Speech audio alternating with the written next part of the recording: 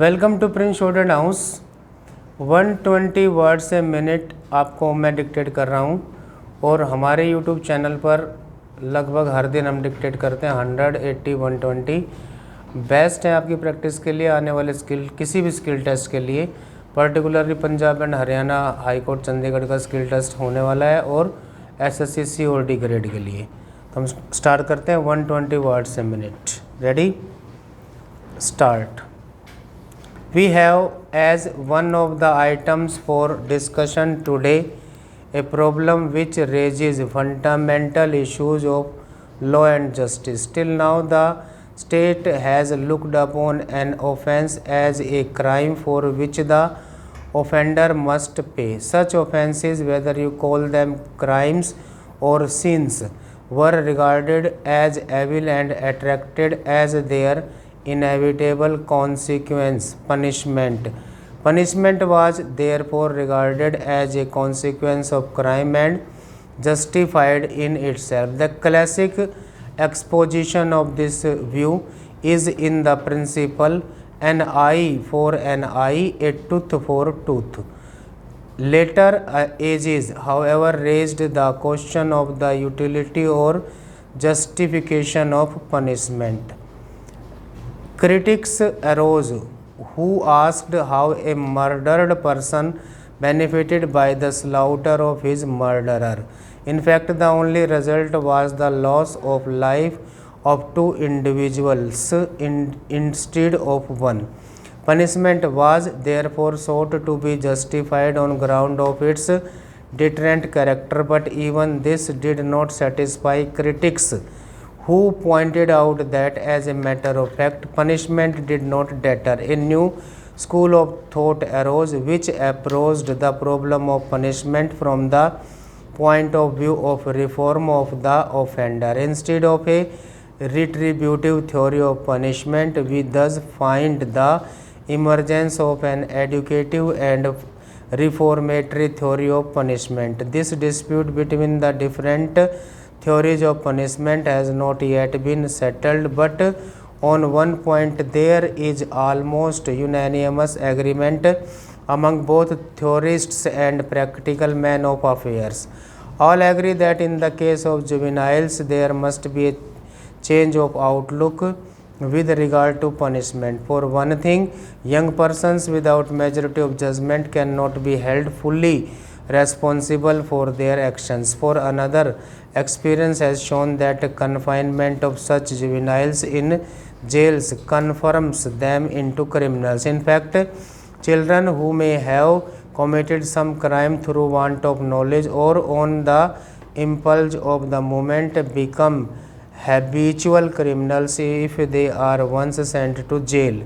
Recognition of this fact has led many countries to provide separate establishments for juveniles. In India, we have had reformatories and houses of correction in different provinces, but it must be admitted that even these have not fully met the purpose. The provision of such reformatories or juvenile jails has no doubt separated the juvenile offenders from the confirmed criminals, but as they themselves have been miniature jails, the educative aspect has not found the emphasis. The position with regard to the care and management of juvenile delinquents is thus obviously unsatisfactory. In the first place, not all the provinces that have children's acts on their statute book are working them adequately. The work is chiefly confined to bigger cities, and even there